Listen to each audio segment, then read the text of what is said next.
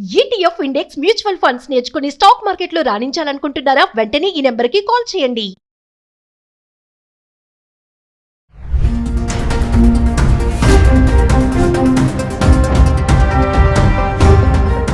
నమస్తే, welcome back to Suman TV. ప్రస్తుతం మనతో పాటు ఉన్నారు అనలిస్ట్ మందడి కృష్ణారెడ్డి గారు.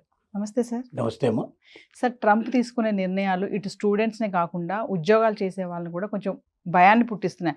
అంటే సోషల్ ప్లాట్ఫామ్లో ఏమైనా కామెంట్స్ చేస్తే కనుక వాటి విషయంలో మరి ఇవన్నీ ఒక ఎత్తు అయితే, ఈ ఇమిగ్రేషన్ స్కామ్స్ అనేవి కూడా మరి ఇండియన్ స్టూడెంట్స్ టార్గెట్గా జరుగుతున్నాయి. దీన్ని అదునుగా తీసుకొని ఈ స్కామ్స్ చేయడం కూడా చూస్తున్నాం. ఒకసారి దాని గురించి మాట్లాడుకుంటే, ట్రంప్ రెండోసారి అధికారంలోకి వచ్చిన తర్వాత తను ఎన్నికల టైంలో ఇచ్చినటువంటి వాగ్దానాలు ఏవైతున్నాయో ఆ వాగ్దానాలు నెరవేర్చుకోవాలనే ఉద్దేశంతో పూర్తి అవగాహన లేకుండా తను ఏం చేస్తున్నాడో తనకి తెలియకుండా కూడా ఒక్కొక్కసారి రాత్రి అనుకున్నది పొద్దున అమలు చేసే ప్రయత్నం చేస్తూ ఉన్నాడు. గడగడ వణికిపోయే పరిస్థితి తీసుకొచ్చాడు. ముఖ్యంగా విదేశాల నుంచి వచ్చి అక్కడ స్థిరపడ్డ వాళ్ళు, చదువుకుంటున్న విద్యార్థులు. ఈ ముఖ్యంగా ఏంటంటే ఎడ్యుకేషన్ ఇన్స్టిట్యూషన్స్ నుంచి అమెరికాకు పెద్దగా ఏ రకమైన రాబడి ఉండదు. ఎందుకంటే నాన్ ప్రాఫిట్ ఆర్గనైజేషన్స్ కింద బట్టి డిక్లేర్ చేస్తారు కాబట్టి అవి సంపాదించే సంపాదనలో ట్యాక్సెస్ కట్టడం కానీ, గవర్నమెంట్కు సొమ్ము రావడం కానీ ఏమి ఉండదు పెద్దగా. పైపెచ్చు యూనివర్సిటీస్కి వీళ్ళే కొంత గ్రాంట్స్ రూపంలో డబ్బిస్తారు. అంటే ఒకవైపు ఆదాయం రాదు, మరొక వైపున గ్రాంట్ను కోల్పోవాల్సిన పరిస్థితి. అంటే గ్రాంట్ రూపంలో ఇస్తారు, కోట్లాది రూపాయలు, ఇండియన్ కరెన్సీలో చెప్పాలంటే కోట్లాది రూపాయలు దానికి ఇస్తారు. రెండు రకాల నష్టాలు వచ్చాయి. రెండోది ఏమిటంటే ఎలక్షన్స్ టైం లోపల ఎక్కువగా ఎడ్యుకేషను సంబంధించినటువంటి ఆర్గనైజేషన్స్ తనకు వ్యతిరేకంగా పనిచేశారన్న ఒక భావన అతనికి ఏర్పడింది.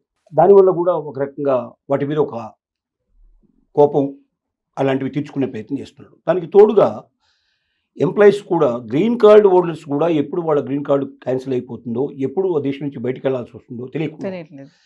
ఒకటే ఒక లక్ష్యంతో పనిచేస్తున్నాడు. ఏంటంటే ఏ వ్యక్తి అమెరికాలో అడుగు పెడతాడో ఆ వ్యక్తి వల్ల ఈ అమెరికాకి ఏదైనా ప్రయోజనం ఉందా, ఆ వ్యక్తి డబ్బు రూపంలో బయట దేశం నుంచి తీసుకొచ్చి ఇక్కడ పెట్టుబడి పెడతాడా, దానివల్ల ఇక్కడ ఏమైనా ట్యాక్సెస్ పెరిగే అవకాశాలు ఉన్నాయా, దానివల్ల ఏదైనా అమెరికా ఇంకా స్థిరపడడానికి, అప్పుల బారి నుంచి బయటపడడానికి అవకాశం ఉందా. అలా లేనప్పుడు ఈ దేశంలో సంపాదించి తన దేశానికి తీసుకెళ్లాలనే వ్యక్తులు ఇక్కడ ఎందుకు, అతని మొట్టమొదటి ప్రశ్న. అంటే ఇప్పటిదాకా ఇతర దేశాల నుంచి వచ్చేటువంటి వాళ్ళంతా అక్కడ సంపాదించుకోవడానికే వెళ్తున్నారు తప్ప ఎవడు పెట్టుబడి పెట్టడానికి అక్కడ వెళ్ళేవాడు చాలా తక్కువ.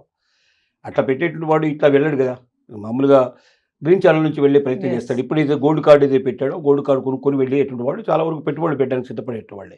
వీళ్ళంతా ఏంటంటే అక్కడ ఒక మంచి ఉద్యోగం సంపాదించుకుందాం, అక్కడ స్థిరపడి అక్కడ నుంచి డబ్బు మన దేశానికి పంపించుకొని అక్కడ ఏదైనా ఆస్తులు అవన్నీ కూడా పెట్టుకున్నాక రిటైర్మెంట్ టైం లోపల అక్కడికి వెళ్ళిపోదాం, లేకపోతే కనీసం మనకు అక్కడ ఆస్తులు ఉంటాయి అని ఇట్లాంటి భావంతో వెళ్ళేట వాళ్ళు ఎక్కువ ఉన్నారు. స్టూడెంట్స్ మీద టార్గెట్ చాలా చేశాడు విపరీతంగా. వాళ్ళని సోషల్ మీడియా ద్వారా ఎక్కడ దొరికితే అక్కడ వెంటనే వాళ్ళని పంపించేట్టు ఏర్పాటు చేస్తున్నారు. ప్రతిరోజు కొన్ని వందల సంఖ్య లోపల ఇతర దేశాల నుంచి వచ్చి అమెరికాలో స్థిరపడ్డటువంటి వ్యక్తుల మీద ఏదో రకమైనటువంటి నేరాన్ని మోపి వాళ్ళ యొక్క వీసా క్యాన్సిల్ చేసేసి బయటకు పంపించేటువంటి ప్రయత్నాలు ప్రతిరోజు జరుగుతున్నట్టుగా మనకి ఇన్ఫర్మేషన్ వస్తుంది. దీనికి తోడుగా ఇప్పుడు ఫేక్ ఇమిగ్రేషన్ సెంటర్స్ ఏవైతే ఉన్నాయో ఇవి మీకు సహాయం చేస్తాము అని చెప్పేటువంటి కానీ, మిమ్మల్ని బెదిరించేటువంటి విషయాల్లో కానీ జరుగుతున్నాయి. అమెరికా లాంటి దేశంలో ఇంత పట్టపగలు దోపిడీ మనకు ఎప్పటికీ తెలియదు. ఒక ఉద్యోగిని, ఒక ఎంప్లాయీగా ఉన్నటువంటి వ్యక్తి ఇతర దేశం నుంచి వచ్చి అక్కడ స్థిరపడ్డటువంటి 3 ఏళ్ల నుంచి అక్కడ దాదాపు ఎంప్లాయీగా ఉంది. తనకేంటంటే గ్రీన్ కార్డు లేదు, పూర్తిగా స్థిరపడినట్టు పరిస్థితి లేదు, అప్లై చేసుకుంది, వేరు వీసాలలో అక్కడికి వచ్చినటువంటి వాళ్ళు. తనకు సడన్గా ఒక ఫోన్ కాల్ వచ్చింది. ఆ ఫోన్ కాల్ లోపల నీ డిపోర్ట్ మీద నేను బయటికి పంపించేటువంటి ప్రయత్నాలు జరుగుతూ ఉన్నాయి, నీ సరైనటువంటి పద్ధతులు లేదు, నువ్వు దాంట్లోంచి తప్పించుకోవాలంటే, నీకు ఏ శిక్ష పడకుండా నువ్వు అమెరికాలోనే ఉండాలి అంటే మేము చెప్పినట్టుగా నువ్వు చేయాలి. దానికి తోడు మీరు కావాలంటే మీరు మా యొక్క వెబ్సైట్ తనిఖీ చేసుకోవచ్చు, దాంట్లోంచి నేను పంపిస్తున్న నెంబర్ ఏదైతే ఏ నెంబర్ నుంచో మాట్లాడుతున్న నెంబర్ కూడా దాంట్లో ఉంటుంది, తనిఖీ చేసుకోండి. ఆ నెంబర్ నుంచి నేను మాట్లాడుతున్నాను. మీరు ఇమీడియట్గా ఒక $5,000 అంటే సుమారుగా 4 లక్షల రూపాయలు ఇండియన్ కరెన్సీలో చెప్పాలంటే ఈ డబ్బుని గిఫ్ట్ కార్డు రూపం లోపల మీరు తీసుకొని దాని యొక్క నెంబరు, ఆ గిఫ్ట్ కార్డు నెంబర్ ఉంటుంది, ఆ నెంబర్ అక్కడ డిస్క్లోజ్ చేసినట్టయితే ఆటోమేటిక్గా డబ్బులు వాళ్ళ అకౌంట్లో క్రెడిట్ అయిపోతాయి. సో ఈ నెంబర్లు మీరు తెలియజేయండి. తెలియజేసినట్టయితే మీకు ఇబ్బంది లేకుండా మేము మిమ్మల్ని క్లియర్ చేస్తాం. మీకు తర్వాత మా పోలీస్ అధికారులు వస్తారు కాబట్టి వాటితో మీరు వచ్చినప్పుడు కూడా మీరు ఈ విషయం గురించి మీరు మాట్లాడొచ్చు. ఆటోమేటిక్గా మీకు సమస్య లేకుండా పోతుంది. లేకపోతే మీరు తొందరలోనే అమెరికా వదిలిపెట్టి వెళ్ళిపోవాల్సిన పరిస్థితి ఏర్పడుతుంది. వాడికి బెదిరింపు కాల్సి వచ్చింది. ఆ అమ్మాయి అక్కడికి ఏం చేసిందంటే వెబ్సైట్లోకి వెళ్ళి చూసింది. వెబ్సైట్లో కూడా నెంబర్ ఉంది. మరి ఆ వెబ్సైటు ఆథరైజ్డ్ వెబ్సైటా లేక ఫేక్ వెబ్సైట్ అనేది మనకు పూర్తిగా తెలియదు. అట్లా ఆ అమ్మాయి $5,000 పంపించేయడం జరిగింది. తర్వాత తెలుసుకుంటే ఏంటంటే అది ఫేక్ ఆర్గనైజేషను అని బయటపడింది. ఏ ఒక్క ఇమిగ్రేషన్ సంబంధించిన అధికారులు కానీ లేక ఏదైనా సిఐడి అధికారులు కానీ అక్కడ ఉన్నటువంటి ఇంకేదైనా పోలీస్ డిపార్ట్మెంట్ వాళ్ళు కానీ ఎప్పుడైనా మెయిల్ ద్వారా సంప్రదిస్తారు తప్ప ఫోన్ల ద్వారా సంప్రదించారు.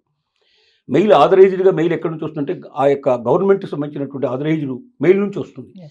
అది వేరే వాళ్ళు ఎవరు కూడా దాన్ని డూప్లికేట్ చేయడానికి అవకాశాలు ఉండవు. కాబట్టి అలాంటి మెయిల్ వచ్చినప్పుడు మాత్రమే నమ్మకంగా దాన్ని ఫాలో అవ్వాల్సింది తప్ప ఇలాంటి ఫేక్ కాల్స్కు ఎట్టి పరిస్థితుల్లో ఎవరు కూడా స్పందించకూడదు.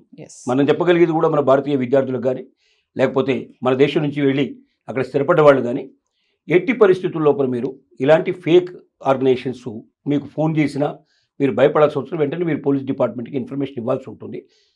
ద్వారా మీరు దీంట్లోంచి తప్పించుకునే అవకాశం ఉంది. లేకపోతే రెంట్కి చెందిన రివార్డ్ పరిస్థితులు ఏర్పడతాయి. దీన్ని దృష్టిలో పెట్టుకోమని చెప్తున్నాం. అంటే ఇలాంటి మోసాలు కూడా అమెరికాలో బాగా పెరిగాయి. ఇది ముఖ్యంగా భారతదేశం నుంచి వచ్చినటువంటి మన ఇక్కడ నుంచి వెళ్ళిన వ్యక్తుల మీదనే ఎక్కువగా మన స్టూడెంట్స్ కానీ లేకపోతే మన యొక్క కుటుంబాల మీద కానీ ఇండియన్ కుటుంబాల మీద కానీ ఎక్కువగా ప్రయోగించడానికి జరుగుతున్న ప్రయోగాలు. ఇది ప్రభుత్వ సహకారంతో జరుగుతుందా లేక ప్రభుత్వ సహకారం లేకుండా దీన్ని అడ్వాంటేజ్ తీసుకుని కొంతమంది దొంగలు తయారయ్యారా మనకు పూర్తిగా తెలియదు. ఎందుకంటే ఇప్పుడు ట్రంప్ వెళ్తున్న విధానమే మనకు వ్యతిరేకంగా వెళ్తున్నాడు కాబట్టి అలాంటి ఫేక్ సంస్థలు కూడా సహకారం అందించి తద్వారా కూడా దోపిడీ చేసేందుకు ప్రయత్నాలు జరుగుతున్నాయి అనేది కూడా డౌట్ పడే పరిస్థితి ఏర్పడింది. ఏది ఏమైనప్పటికీ ఇండియన్స్ చాలా జాగ్రత్తగా ఉండాలి. మన స్టూడెంట్స్ జాగ్రత్తగా ఉండాలి. ఇక్కడి నుంచి వెళ్ళి ఉద్యోగాలు చేసుకుంటూ ఉద్యోగస్తులు ఎవరుతున్నారో వాళ్ళైనా జాగ్రత్తగా ఉండాలని మనం ఒకసారి విజ్ఞప్తి చేస్తున్నాం. సో మరొక విషయం ఏంటంటే సోషల్ మీడియా పోస్టులు పెడతారు కదా, ఎవరైతే ఈ పోస్టులు పెట్టారో అవి డిలీట్ చేయాలంటే కూడా ఇబ్బంది అవుతుందంట. అది ఎంతవరకు నిజం సార్? అది తీసేద్దాం అనుకుంటే కూడా అవ్వట్లేదంట. అట్లాంటివి అంటే ఏంటి, దాని అర్థం ఏమిటి? అక్కడ ఉన్నటువంటి ఇంటర్నెట్ ఆర్గనైజేషన్స్ మీద అంటే మనకు ముఖ్యంగా వాట్సాప్ గ్రూపుల మీద కానీ లేకపోతే ఎక్స్ గ్రూపుల మీద కానీ లేకపోతే ఇంకా ఏదైనా ట్విట్టర్ కానీ ఇలా రకరకాలుగా ఉన్నాయి సోషల్ మీడియాలో. అంటే వాటి మూలాలు ఎక్కడైతే అమెరికాలో ఉన్నాయో వాళ్ళ మీద కూడా ప్రభావం చూపించుండొచ్చు. అంటే దాన్ని తీసేస్తే దొంగలు మనకు దొరకరు కాబట్టి మీరు ఎట్టి పరిస్థితుల్లో తీసేయడానికి వీలు లేకుండా వాళ్ళు ముందుగా కట్టడి చేయండి అని చెప్పి వాళ్ళు ఇన్స్ట్రక్షన్స్ ఇచ్చి ఉండొచ్చు.